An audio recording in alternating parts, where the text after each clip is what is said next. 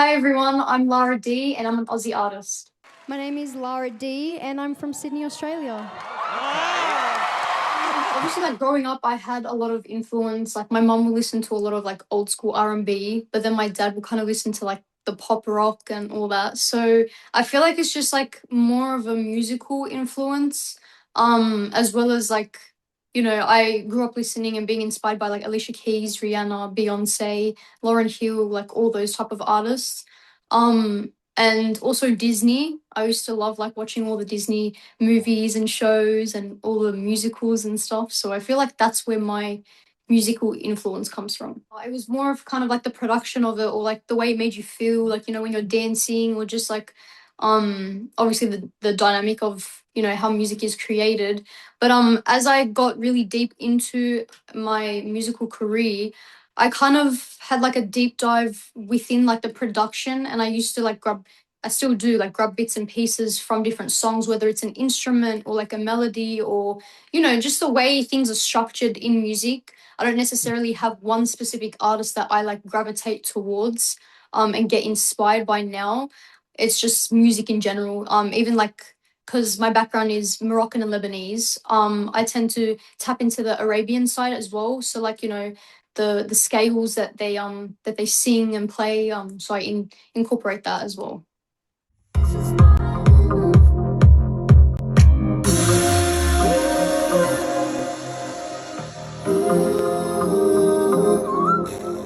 love harmonies so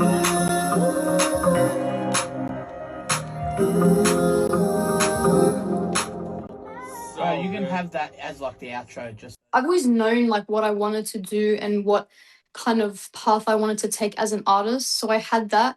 Obviously there were people around me that kind of wanted me to gravitate more towards, different genres or like styles and looks. But it's kind of like when you're younger, it's like you take advice from people, but then at the same time, it's kind of like I stuck on my own ground and I was like, this is what I want to do. So I was more into the Afro beats R&B. So then I wanted to kind of infuse that. And then lately I just started infusing my culture with my music, a little bit of like Arabian melody here or like a guitar sound or like even like when I sing, I have like these scales that I do. So yeah. I want my music to sort of be like, like a Michael Jackson or Beyonce or Alicia Keys, Rihanna, because their music, the way they've created from like an emotional standpoint, and even just like, it was more of feeling rather than like what sounds good now and what's going to be trending, right?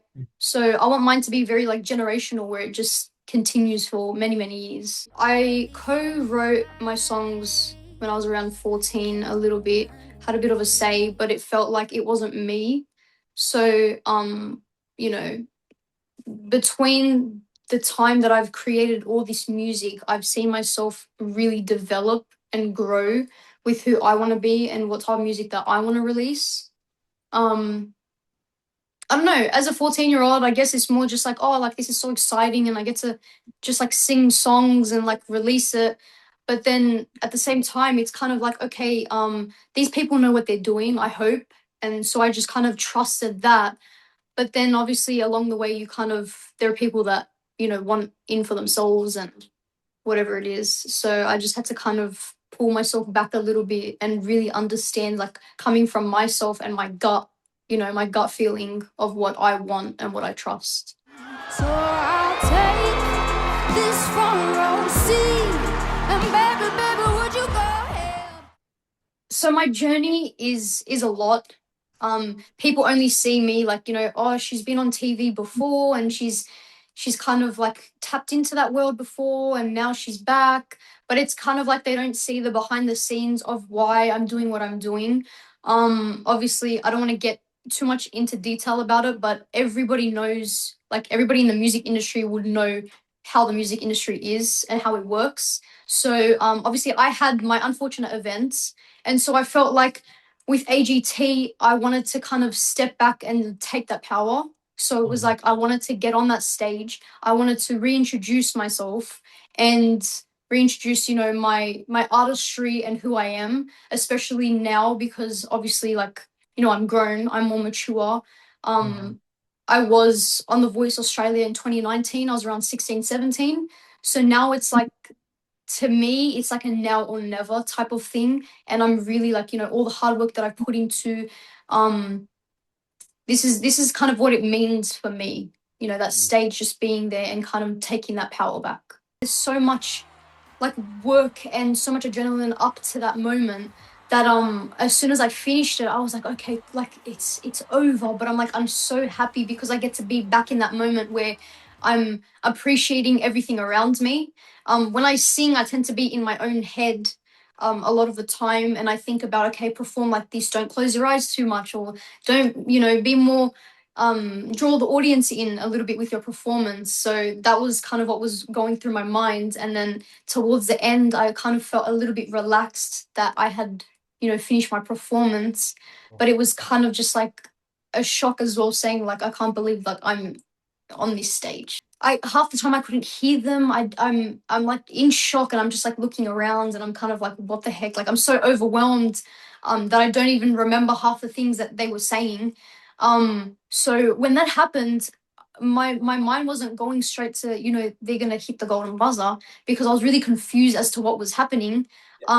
So then, Howie got up, and then I'm like looking around, and then Sophia goes to hit the buzzer as well as Howie.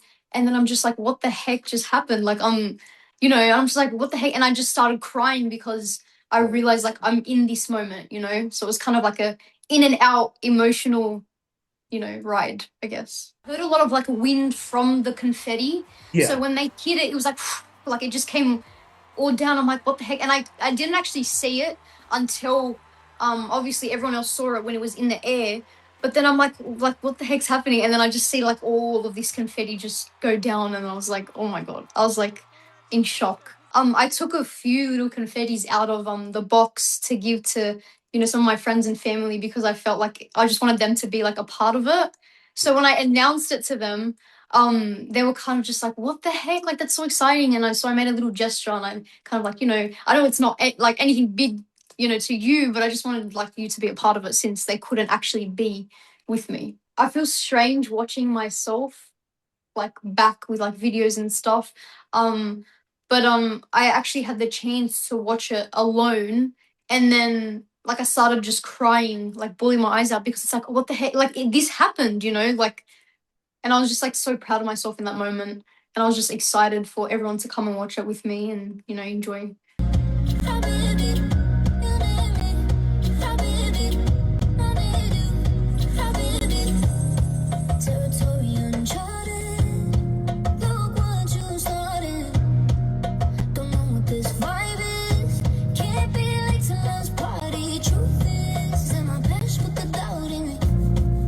Well, before I head back to the States, I'm going to be releasing a song. I will get back to everyone with obviously a release date sometime in July. So next month, which I'm excited about. It's called Habibi. So it's the English saying is my darling in Arabic. I would say it's more of like a ballad, but also it has that orchestra kind of feel to it. Very open space. The second verse is kind of more a little bit of an R&B push to it. So I co-produced and co-wrote this as well, with the whole drums and obviously like the melodies, and I just got the producer to kind of execute that vision. So it was really fun in the making, to be honest.